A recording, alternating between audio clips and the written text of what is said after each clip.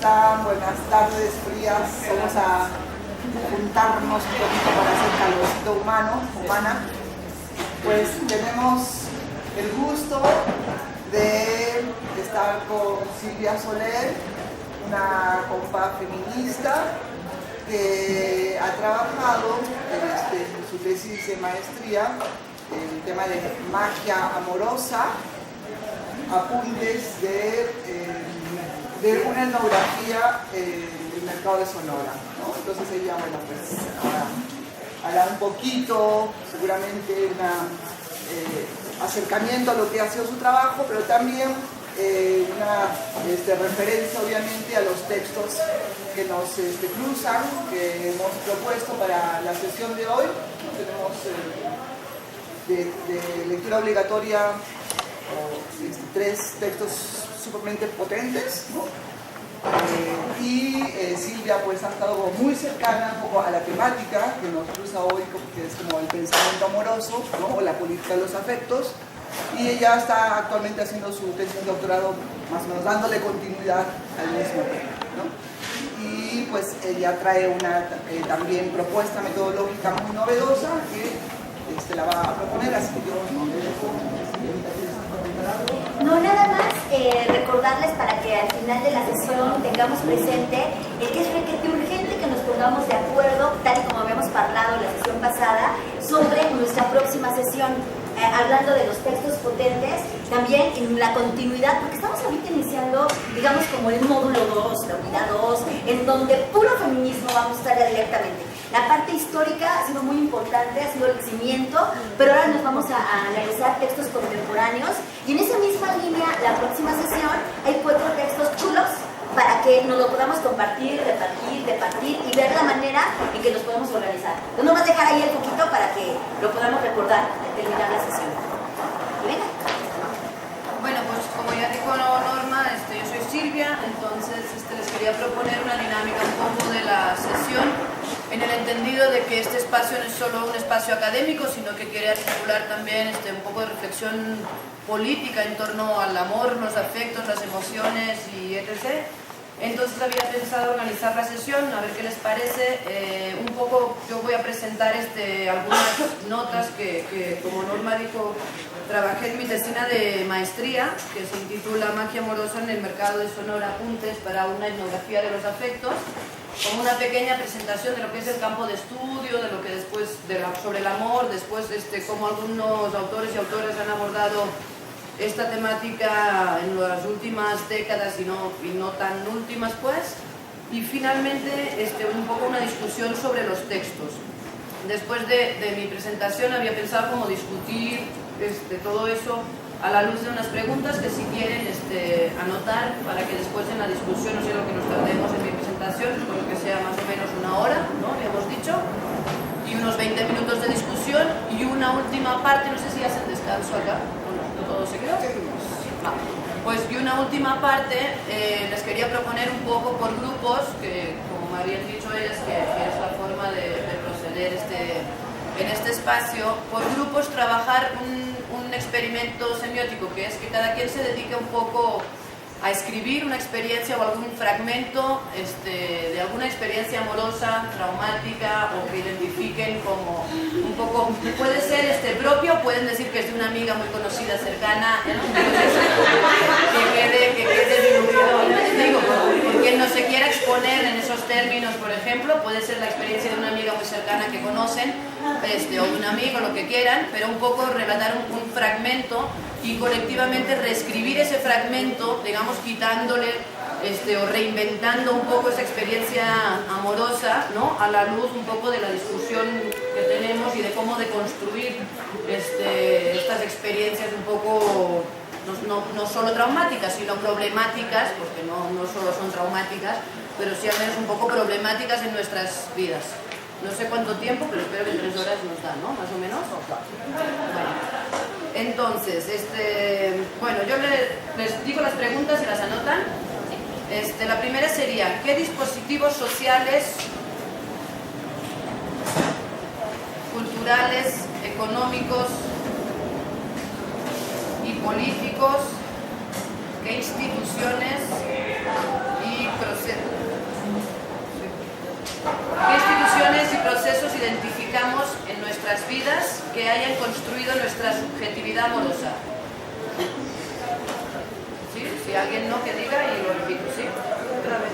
A ver, ¿qué dispositivos sociales, culturales, económicos y políticos, qué instituciones y procesos identificamos en nuestras vidas que hayan construido nuestra subjetividad amorosa?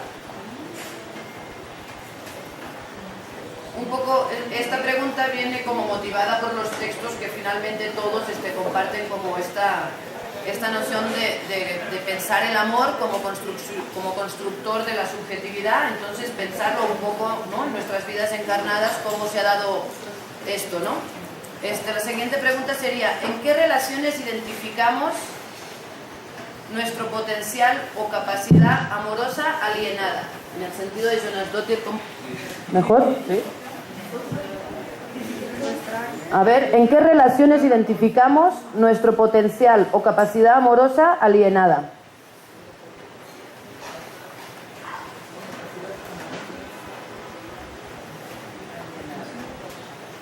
¿En qué relaciones identificamos nuestro potencial o capacidad amorosa alienada?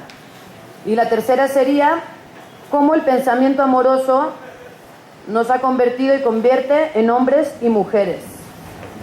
Siguiendo la propuesta de Mariluz Esteban, pero pues aterrizándolo cada quien un poco, ¿no?, también en nuestras vidas, cómo el pensamiento amoroso nos ha convertido y convierte en mujeres y hombres.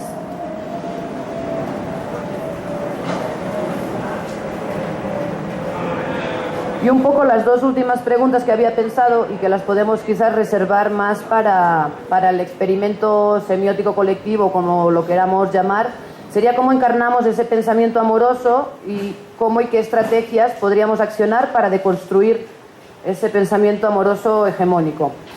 Entonces sería cómo encarnamos ese pensamiento amoroso, otra vez, y cómo y qué estrategias podríamos accionar para deconstruir un pensamiento amoroso hegemónico. Aquí hay sillas, si están llegando, aquí hay lugares.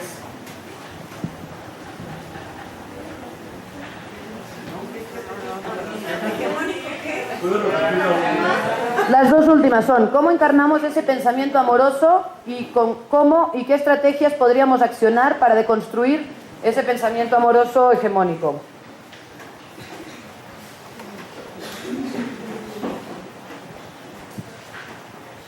Estas preguntas son un poco para el final de mi presentación, si quieren, como irlas pensando, ¿no? Y después, como detonar la discusión encarnada un poco, ¿no? En el entendido de lo que decía, que esto es un espacio no solo de pensamiento académico, sino también político, ¿no? Con la intención un poco de detonar procesos personales y colectivos, un poco de construcción de estas formas más hegemónicas del amor. ¿Ya? ¿Con las preguntas ya todo el mundo?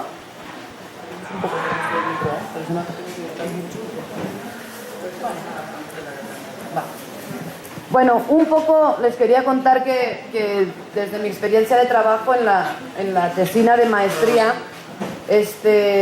bueno, primero voy a empezar como para definir un poco o acotar lo que sería el campo de estudio sobre el amor, ¿no? Que muchas veces se piensa como un campo relativamente nuevo de estudio o que de repente ha irrumpido con mucha fuerza en programas, ¿no?, y espacios académicos, pero que realmente, ¿no?, es al mismo tiempo un campo renovado pero antiguo de estudio, ¿no?, en el sentido de que sí, en las últimas, podríamos decir, 2-3 décadas se han dedicado mucho más trabajos y muchos más estudios a investigarlo, pero realmente, ¿no?, como la reflexión o el pensamiento en torno al amor data de siglos atrás, y todo si lo rastreamos en la filosofía o en otros campos de saber, ¿no?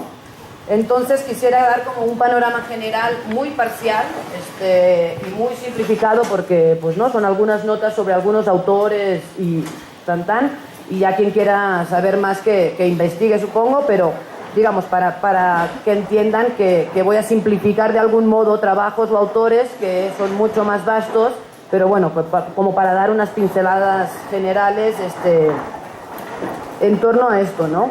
Tanto la antropología como la filosofía, otros campos se han dedicado ya a pensar el amor, no como lo estamos pensando ahora, pero sí, ¿no?, como que tienen largas trayectorias de pensamiento detrás. También la teoría feminista se ha dedicado mucho a pensar sobre el amor, aunque podríamos decir que desde los 60 a los 90 el amor siempre fue un epifenómeno en la teoría feminista, ¿no? Esto es como un tema secundario o como una causa o un efecto de otras cuestiones más principales a los que la teoría feminista sí les había dedicado mucha más atención, como puede ser la sexualidad, etc. ¿no?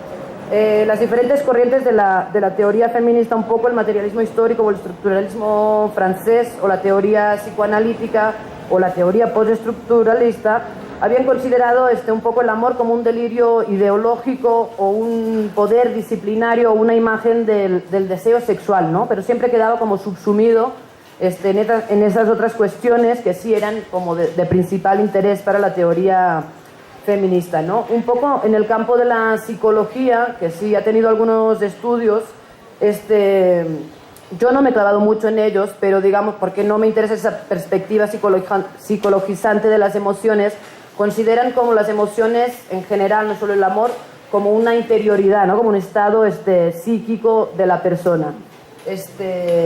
Yo no me he adentrado mucho ahí. Si alguien viene o es de psicología, pues podemos igual discutir esa perspectiva, porque creo que ha sido muy contestada, y no solo desde el feminismo, pues también desde la antropología y demás, pero bueno, que está bien también saber que la psicología tiene trabajos al respecto, ¿no?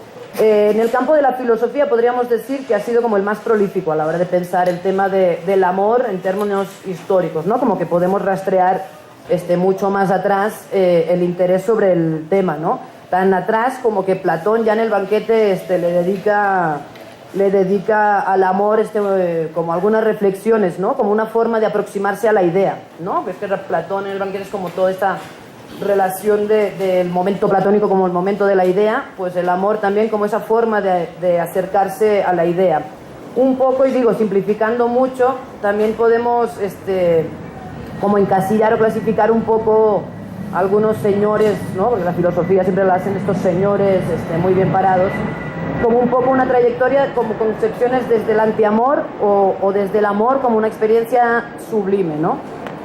Como una muestra de cómo en la filosofía se ha abordado una concepción de amor, pero en contra del amor, sería Schopenhauer, ¿no? Que lo estudió desde formas muy biologizantes, pensando que el amor solo era como ese pegamento para que las especies casi se reprodujeran, ¿no? Entonces como que no tenía una instancia propia, sino que siempre era como ese abocarse a pensar en la reproducción de la especie. Por otro lado está Kierkegaard, por ejemplo, que se escribiría un poco más a favor del amor y esa experiencia sublimada del amor, contestando las ideas de Platón o de Rousseau, de Kant o de Spinoza, pensando el amor como 3 estadios existenciales. El primero sería como el estético, después iría el ético y después el supremo. El primero, el estético, sería esa experiencia del amor como seducción vana, ¿no? Como esa instancia de seducción que es puramente estética, digamos, que no nos lleva a ninguna trascendencia de esa experiencia.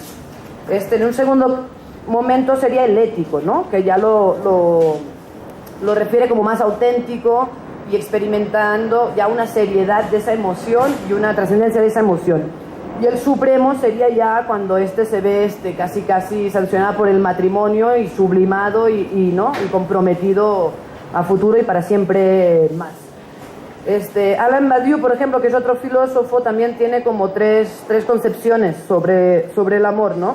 Una que sería el amor romántico, otro que sería la noción escéptica del amor y otro la construcción de verdad. También separa como esos 3 estadios, ¿no? Como el primero sería el éxtasis del encuentro, el segundo sería como el amor como una ilusión y el tercero el que ya construiría verdad sobre la relación amorosa. Alain Badiou, digo, yo no soy muy afín a sus premisas, pero un poco lo que propone es que el amor nos permite vivir la experiencia de fundirnos el 2 en el 1, ¿no? Como es el único, sería la única experiencia en la vida que nos permitiría experimentar el dos como un uno. Lo pone como muy en términos filosóficos, pero bueno, su apuesta un poco de abogar por vivir el amor y dejarse vivir el amor y repensar el amor y dedicarle páginas a escribir, como hacen todos los señores filósofos, pues un poco nos diría esto, ¿no? Como que en esa sociedad tan individualizada, ¿no? Con las contradicciones que vivimos en el capitalismo tardío, el amor sería casi lo último que nos salvaría de poder vivir un poco, ¿no? de empatía, ¿no? de conexión con las otras personas. Últimamente, y no sin problemas, ha habido otro campo que ha empezado a pensar el amor, que es el de las neurociencias. Las neurociencias siempre se habían resistido o se han resistido históricamente a pensar las emociones por considerar ¿no? como instancias de conocimiento inferiores, pero con algunas obras recientes han empezado como a incurrir, y digo no sin problemas porque bueno, es toda una discusión si realmente nos interesa o podemos o cómo sería pensar el amor, ¿no? Desde la neurociencia, ¿no? Con lo que sabemos, imagino aquí que todo el mundo viene un poco de ciencias sociales o de disciplinas afín, ¿no? Lo que cuesta pensar en esas investigaciones que ahora proliferan por todos lados. Del rollo se ha encontrado la glándula que nos dice cómo ser felices y cómo experimentar un amor, digamos, ¿no? Que no es cualquier cosa pensar desde las neurociencias las emociones, pero hay una obra que creo que es muy interesante para retomar en este sentido y que sí lo plantea de forma compleja, que es la de Antonio Damasio. Y ¡Uepa! Muy súper parado, ¿eh?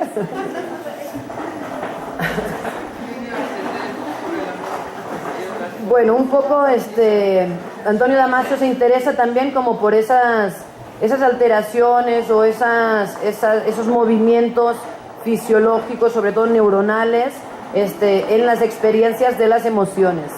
Y también de la sexualidad. Empezó mucho a trabajar desde la sexualidad, pero ahora se está interesando por las emociones y finalmente hay conexiones con lo que ahora se ha venido a llamar el giro afectivo, o una de las vertientes o ramas del giro afectivo, que también utilizan mucho estos experimentos neuronales para determinar una discusión que ahora se parece que es ineludible cuando alguien quiere hablar de emociones, y es: ¿afectos y emoción son la misma cosa o los afectos son una cosa y las emociones son otra?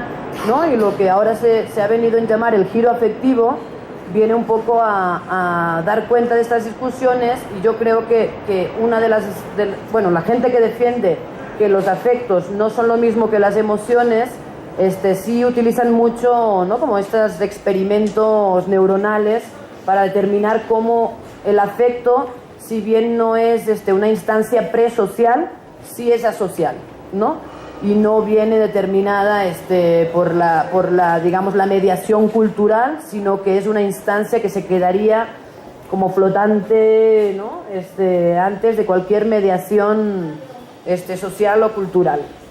Bueno, es en todo caso una discusión que no está cerrada y que tampoco es como el tema, ¿no? que hemos venido a hablar aquí, entonces pues por ahí queda. Luego también el psicoanálisis, por ejemplo, con Lacan, se ha dedicado o ha interpretado mucho el amor, ¿no? Por ejemplo, Lacan sostenía un poco una premisa que era que la relación sexual no era en sí misma una relación, porque nunca era una relación con el otro, sino que era un momento narciso, ¿no? Era un momento del yo, con lo cual, ¿no? Casi era un oxímoron decir relación sexual, porque era completamente, ¿no? narciso y atravesado por el yo. Y en cambio, como que sí piensa la experiencia amorosa como una relación o un vínculo con el otro, ¿no? Entonces es como interesante ver en esta discusión en relación al amor y a la sexualidad cómo entendemos eso, ¿no? Como digo, tampoco es mi especialización el psicoanálisis, pero creo que también tiene como unos desarrollos interesantes y sobre todo unas metáforas muy potentes, ¿no? A la hora de pensar el amor. Ya luego si quieren lo discutimos, ¿no? Luego me parece que Jonas Dottir, aparte del texto que tenían para leer hoy, en otros textos tiene una como una esquemita que es muy útil a la hora de pensar el amor y que nos permite clasificar un poco todos estos estudios en tres grandes campos, ¿no? Uno sería los que ven el amor surgido en la modernidad y como un problema específico y característico de la modernidad. Luego, estudios que ven el amor como un poder creativo, ¿no? Que hay algunas derivas posmodernas, por ejemplo, de Tony Hart, hay de Antonio Negri y Hart, por ejemplo, que van muy por ahí, que han sido también muy contestadas, pero bueno, en todo caso, que ven, o sea, hay toda una deriva de estudios que ven el amor como un poder creativo. La misma Jonas Dottir, ¿no? Como que un poco problematiza con ello. Y después otra rama de estudios que sería el amor como una categoría política o como una arena política en las que todavía hay una discusión que librar, ¿no? Que tendría más que ver con entender el amor como un significante abierto, no clausurado, ¿no? Y una disputa al final desde distintos actores sociales por redefinir o pugnar por ese significante un poco, ¿no? Los autores, en el primer campo, que serían los autores que han abordado el amor en la modernidad o como un problema específico de la modernidad, pues encontramos como siempre un montón de señores sociólogos, semiólogos y demás, ¿no? Uno de los primeros que en la sociología empezó a abordar como este tema de forma un poco novedosa fue Giddens, ¿no? Con una propuesta que ha sido también muy contestada desde las feministas y no feministas, pero que un poco venía a decir que con las transformaciones después de la revolución sexual y demás, las transformaciones en las relaciones de pareja heterosexuales, habrían abierto la posibilidad de que la mujer de repente casi, ¿no? se emancipara un poco de este yugo que significaba el matrimonio y la relación de pareja, y eso se diera mucho más en condiciones de igualdad. Él lo llamó amor confluente, a ese tipo de amor ya un poco liberado de esas formas más tradicionales como eran la familia o como era el matrimonio como en una época anterior, ¿no? Decía que estas relaciones de pareja características de la modernidad se construían sobre la base de una sexualidad plástica, desconectada ya de la función reproductiva y que estaban ya como casi totalmente democratizadas y habían transformado por completo la intimidad. Obviamente las feministas se le tiraron a la cabeza y no con falta de razón, porque pues le criticaron como ese optimismo, ¿no? Como tan rotundo a la hora de pensar las condiciones de igualdad que ahora de repente ya disfrutábamos todas en el seno de la intimidad y de la pareja, ¿no? Después hay otro sociólogo que es Bauman, que era un poco más pesimista en sus tesis, ¿no? En su abordaje desde lo que llamó la modernidad líquida, y la no resistencia y vulnerabilidad de las formas sociales actuales. Un poco, él decía que ese reemplazamiento de los vínculos familiares o de las relaciones familiares y comunitarias que habían pervivido anteriormente a la revolución industrial, en la época moderna, se habían transformado poniéndole el énfasis en la identidad. Y una organización de las relaciones centradas en el individuo meramente y entonces en las formas de cohabitación que ese individuo podía un poco generar, ¿no? Decía un poco que estas condiciones sociales no eran ideales para que justamente florecieran relaciones de amistad o de amor más o menos equitativas o emancipadas de lo que las anteriores formas habían sido, ¿no? Sino que se basaban o se basan mucho en la vivencia extrema de la ansiedad, de la inseguridad, ¿no? Y de la ambivalencia, ¿no? Como que en esta forma líquida ya de la modernidad, basada como por las pocas certezas o los pocos referentes, un poco la vida amorosa se habría también empapado, ¿no? De esta inseguridad y de esta ansiedad ya muy centrada en el individuo, o desde la vivencia del individuo, sin lazos comunitarios totalmente rotos, ya pues sobre todo en las grandes ciudades y en las formas contemporáneas de cohabitación, ¿no?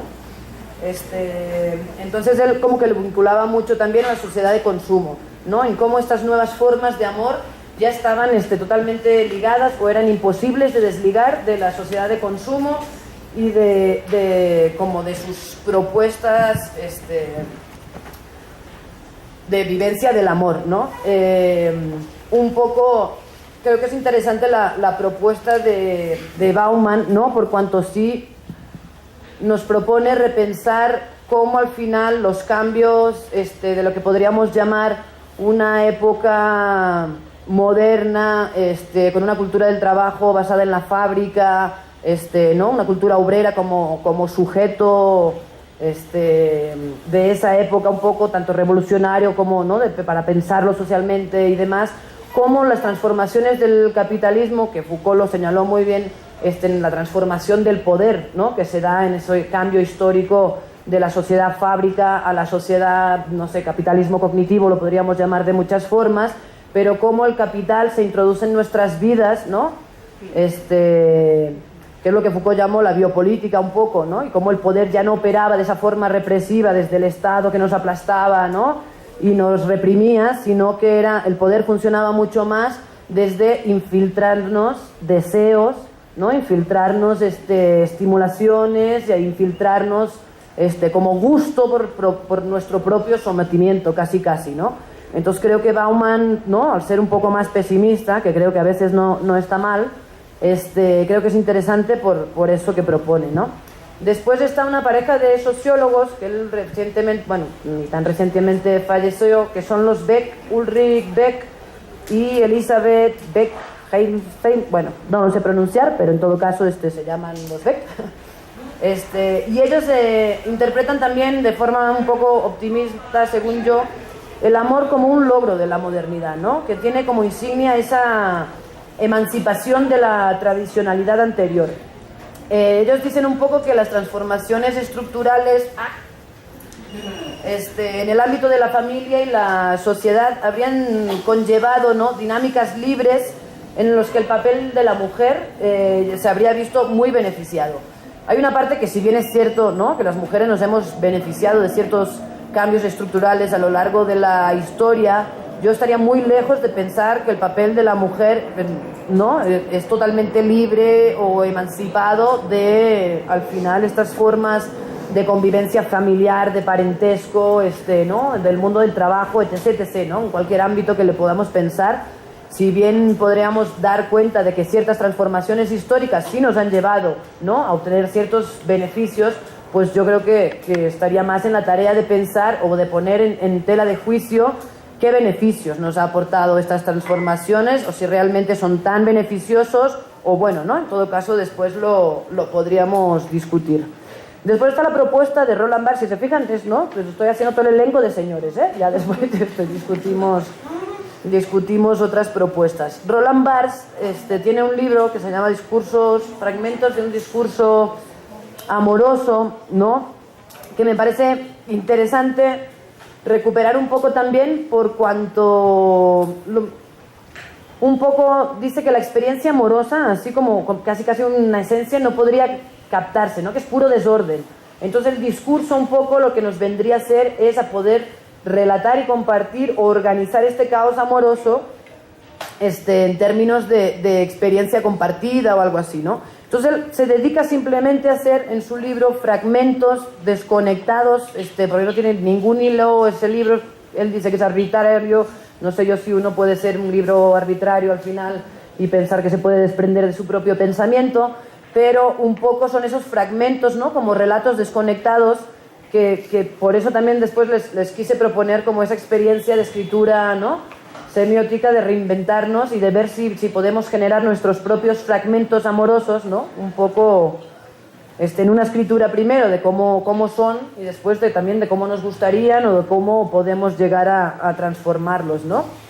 Después está una socióloga que lleva muchos años ya trabajando el tema del amor, que es Eva Iluz, que es una socióloga de origen marroquí, pero que ahora reside en Jerusalén, y tiene un montón de libros que se han dedicado justamente a pensar las transformaciones de la vivencia del amor en la modernidad, ¿no? Un poco lo que hace Eva Iluz en todos sus libros, que trabajan la autoayuda, ¿no? Como, bueno, no sé, como si quieren ya checan su bibliografía, pero un poco Eva Iluz lo que hace, que no se declara feminista, y bueno, eso nos debería ya de por sí ubicar y de tener algunas reservas, pero igual su trabajo es muy interesante y creo que vale mucho la pena leerlo para trabajar estos temas. Ella hace con el amor un poco lo que Marx hizo con la mercancía, ¿no? Es decir, estudia las formas en cómo en la modernidad el amor se produce, circula y adquiere valor, ¿no? En esas transformaciones que les decía, ¿no? De un capital que ahora lo tenemos metido y que nos trabaja las emociones constantemente, ¿no? Que ahora todos son emociones, ¿no? Y si anteriormente un poco todo era sexualidad, creo que ahora estamos totalmente impregnadas continuamente y en, ¿no? Cualquier instancia, la íntima, la pública, la que queramos, atravesadas por emociones, ¿no? Y creo que por eso también es sintomático pensar que por eso emerge como campo de estudios, para no ser tampoco tan ingenuas y pensar que descubrimos nosotras la sopa de ajo, ¿no? Sino yo creo que justamente siempre es primero el capital el que nos coloca, ¿no? Y el que ve ahí una brecha de explotación y rédito y de sacar beneficios y plusvalor, y entonces ahora pues estamos empapadas por todos lados de emociones, ¿no? Entonces yo creo que también es un tema, porque eso ya lo hablaremos después si quieren. Para mí últimamente me ha hecho reflexionar mucho sobre una premisa feminista que creo que ha organizado como un poco el pensamiento feminista en las últimas décadas, que era el partir de sí y lo personal es político.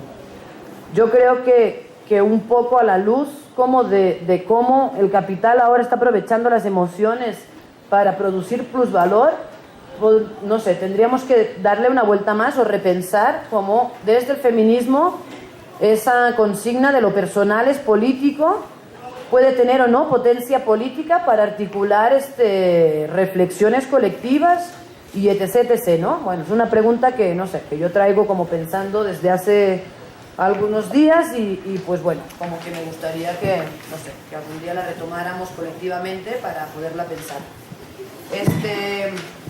Bueno, eso sería como un poco el amor como campo de estudios, ¿no? Un panorama general desde la sociología, la filosofía y demás. Y ahora quisiera abordar un poco el amor en tiempos de feminismos, ¿no? Que creo que un poco es más central en esta clase y sobre todo, pues entiendo lo que nos convoca hoy aquí a la hora de pensarlo, ¿no? Muchas teóricas feministas también han pensado el tema del amor como un problema específicamente de la modernidad, ¿no?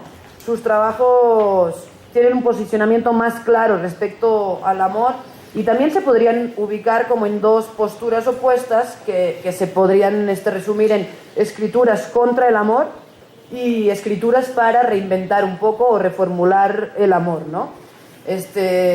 Decía que el tema del amor no es un nuevo campo de estudios ni un viejo, ¿no? Yo qué sé, en el feminismo blanco, por ejemplo, que Simone de Beauvoir inaugura, o es una obra un poco fundante, el segundo sexo, en el feminismo occidental ya aborda también el tema del amor, cómo produce hombres y mujeres. No lo dice así tal cual, ¿no? Pero un poco sí como que nos habla cómo a través del amor la mujer es construida y definida como la otra, ¿no? Como un ser vulnerable, dependiente, ¿no? Como un ser inmanente por contra de el hombre o la masculinidad que se construye sobre la base de la trascendencia, de la fortaleza y de la soberanía del individuo sobre sí mismo, ¿no? Un ser autónomo y desligado, digamos, casi de cualquier tipo de necesidad de cuidados o de articulación comunitaria, ¿no? Un poco en los 60-70, antes de que después se diera como más un silencio desde las feministas, también hubieron otras que hablaron del amor, ¿no? Por ejemplo, Kate Millett tiene una frase que se ha recuperado mucho después y que sigue siendo, a mi parecer, muy potente, que es como el amor es el opio de las mujeres, ¿no? Que creo que ilustra mucho como toda una década de pensamiento en cómo ya concebían el amor por parte de las mujeres como una cuestión alienada, que después dice Jonas Dottir, ¿no? Con otros matices, pero un poco desde ahí, ¿no? Después de los 60, un poco hay un silencio de parte de las feministas occidentales, considerando el amor un epifenómeno y centrándose mucho en la sexualidad. Después, a finales de los 80 y de los 90, vuelven a retomar la reflexión y bueno, como para hacer así nada más, como algunas notas de algunas autoras, ¿no? Mariluz, que ya la leyeron para este seminario, que por ejemplo ella y me parece muy interesante, escribe en contra del amor, ¿no? Que eso podría ser también después, si quieren, una discusión que podríamos tener, si hay posibilidades de reformular el amor o realmente hay que... Perdón, acá hay un lugar, ahí hay otra mochila, si también pueden habilitarla para el lugar. Aquí en medio hay otro espacio. No es mía, por eso no me puedo comprar. Pero...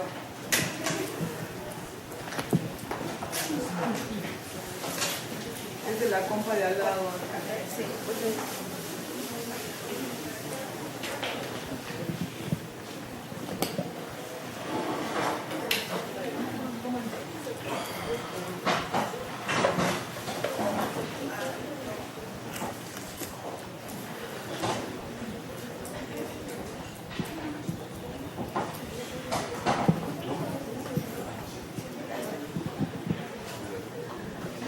Adelante. Aquí hay un espacio, aquí también hay un lugar. Aquí hay uno. ¿Está mojado? ¿Se puede secar? Sí, se puede secar. Sí, no creo que...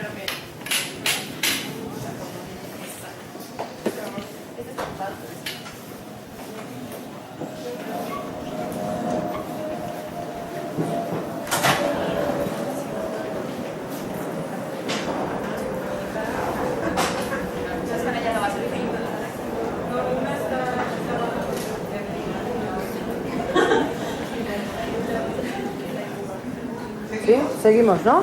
¿Sí? Bueno, entonces, como decía, desde parte de algunas feministas, ¿no? De quién escribe en contra del amor o quién escribe para reformular ese amor. Y quien escribe en contra del amor, vamos a ubicarlo bien, escribe contra una forma hegemónica de amor que entiende que no puede ser trascendida ni reformulada, sino que tendríamos que reinventar un poco el vínculo afectivo social, pero que no podríamos reformular rescatando nada de esa forma de pensamiento amoroso hegemónico, ¿no? Y luego si hay algunas autoras de estas, por ejemplo, es Laura Nippis, que tiene un libro que se llama Contra el amor, una diatriba. Lo tiene muy claro y, por ejemplo, dice el amor es una forma de control muy eficiente para las mujeres y no hay forma de que las mujeres se zafen, digamos, de esa forma. O sea, y ya no, fijémonos también en el desplazamiento, porque yo creo que hay paralelas muy interesantes de trazar entre la heterosexualidad y el pensamiento, ¿no? Cómo se retroalimentan y se construyen, podríamos decir, de alguna forma. Y si bien la heterosexualidad ha sido muy analizada de parte de feministas o desde la teoría social, el amor apenas va arrancando, ¿no? Como un tema. Y bueno, como veremos después, Mariluz tiene una propuesta que recupera a Monique Wittig a la hora de hablar del pensamiento heterosexual, ¿no? Que es el pensamiento amoroso. Y me parece muy interesante cómo esas dos formas de pensamiento, podríamos decir, que impregnan a totalidad nuestra sociedad, se co-constituyen o se co-construyen de alguna forma, ¿no? Y entonces la pregunta sería, ¿podríamos trascender, ¿no? esas formas tanto de pensamiento amoroso hegemónico o esas formas de heterosexualidad sin reproducirlas? Porque cuidado, una cosa es como, ¿no? el pensamiento heterosexual y la otra cosa son las vivencias subjetivas en torno a esto. Después les quisiera leer un pequeño texto que me parece... Bueno, después se los leo, es de una filósofa que un poco pone en cuestión como la proliferación de identidades en torno a la experiencia amorosa, ¿no? Y lo que... Bueno, después se los leo. Pero para acabar un poco, como con este recorrido desde las feministas, hay otras dos, una se llama Cristina Nering y otra Mary Evans, que sí consideran que haciendo del amor algo racional, ¿no? Ella o sea, desde los trabajos de Jane Austen encuentra en ese amor una brecha, por decirlo de algún modo, para hacer del amor algo racional, que entonces sí se podría repensar, ya no desde una vivencia de la tragedia, la irracionalidad y el sufrimiento, sino como una forma, ¿no? de estructurar racionalmente nuestra experiencia y llevarla a buen puerto. Bueno, es discutible igual que las otras tesis, después si quieren lo abordamos. Y entonces, a ver qué les parece, les leo un texto que me gusta mucho porque a mí me hizo pensar mucho en cómo construimos alternativas actualmente a la forma de amor hegemónica, ¿no? Creo que hay algo que a mí me parecía muy sintomático, ¿no? Y que lo voy a contar un poco desde mi experiencia, que es, un día llegué a una reunión, a una asamblea, y resulta que ahí habían como, ¿qué será?, 15 identidades distintas. Una era poliamorosa, la otra era demisexual, la otra era, ¿no? Y de repente yo no conocía ni la mitad de los términos, ¿no? Pero de repente estructuraba una diferencia que se hacía presente en la toma de acuerdos, de pensar o de articular propuestas colectivas. O sea, ¿qué, perdón? Yo le llamo todos los sabores y colores, perdón. Sí, un poco. Y me sorprendió, ¿no? Porque dije, wow, ¿qué me he perdido, ¿no? Como los últimos años, que de repente ahora hay como categorías muy finas y muy pensadas para casi cada persona pueda vivir su cuadradito de forma amorosa. Y pensaba, eso es una forma realmente de emanciparnos de esas formas hegemónicas, o nos acaban como muy encerrando, ¿no? Identidades muy estancas, construidas sobre la base de la diferencia con la otra, que hasta cierto punto tornan irreconciliables ciertas articulaciones colectivas, ¿no? O desdibujan a veces como, ¿no?, ciertos objetivos de la lucha feminista en pos de reivindicar una identidad férrea que sea respetada por las demás. No sé, ¿no? Como que me hizo pensar mucho. Entonces, hay un texto de una filósofa catalana, la traducción es mía, con lo cual puede ser pésima, con lo cual si quieren después preguntan o lo que sea, pero que me hizo repensar un poco cómo estábamos construyendo propuestas que nos emanciparan de esas formas de amor que sentimos que al final nos sujetan mucho al drama, a la desesperación, a la frustración, al sentirnos vacías, y un montón de sensaciones que creo que pues todas queremos desterrar de nuestras vidas y queremos hacerlo colectivamente, ¿no? Un poco en el entendido que donde empieza mi libertad, quiero que empiece la tuya, ¿no? Para romper también con esa noción liberal que a veces impregna ciertas formas alternativas de amor, que es, ¿no?, mi libertad empieza donde termina la tuya. No, perdón, la mía empieza donde empieza la tuya, ¿no? Y quiero que empiece la tuya. Entonces, les leo este fragmento si quieren. Marina Garcés. Les leo este fragmento si quieren y empezamos con las preguntas. Porque igual hacer como bueno, o si quieren discutimos los textos un poco como quieran, pues. Pero bueno, ahí les va el texto, ¿no? Hace más de 150 años, algunos movimientos feministas y anarquistas, sobre todo, empezaron a defender el amor libre. Libre de instituciones, libre de sacramentos, libre de pecado, libre de imposiciones familiares, libre de contratos económicos, libre de dominación de género, libre de domesticación y de domesticidad. Desde ese entonces, nuestras vidas como mujeres han cambiado mucho, aunque las cifras de muertas por violencia machista y feminicidio siguen siendo espeluznantes. El amor libre no contaba con dos factores, y ahí es donde creo que está totalmente en el clavo. Uno es el malestar social que no decae, y el otro es el capitalismo emocional que se acentúa. El primero es evidente: sin igualdad social no hay amor libre que valga. El amor libre formaba parte de un proyecto de emancipación que no solo era sexual o afectivo, sino que era también social, económico y político. No era un debate sobre la cantidad de sexo y de parejas que se puedan tener, sino que era una apuesta por vivir y querer y amarnos en libertad, ya fuera a muchos amores o a uno solo. Precisamente porque no era un proyecto cuantitativo, sino emancipatorio, el amor libre no contaba con la liberalización capitalista del amor y del sexo. Hoy, ya casi, no tenemos amor libre, sino que tenemos amor liberalizado. Como en el mercado, esto significa la imposición de un menú de posibles, una nueva forma de dominación que encadena las posibilidades de vivir a las ofertas y sus oscilaciones. Es una forma de dominación que necesita de la frustración personal para incentivar un deseo colectivo capturado. Muchas de nosotras empezamos a preguntarnos cómo podemos amarnos bien hoy, cómo podemos conjugar la libertad y el compromiso, la tensión y la experimentación, el vínculo y el descubrimiento, los cuidados con las pasiones, finalmente el yo con el nosotros. En el capitalismo emocional desregulado, las formas se han abierto, pero el amor no ha mejorado. Tenemos muchas opciones, pero también mucha miseria afectiva.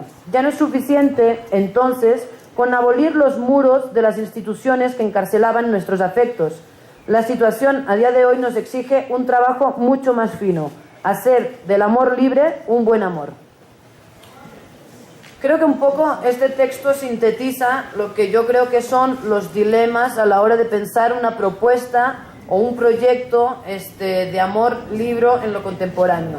Porque pone un poco en entredicho esta proliferación de identidades, como decía antes, que creo que capturan mucho más el potencial afectivo entre nosotras que no lo emancipan, por decirlo de algún modo.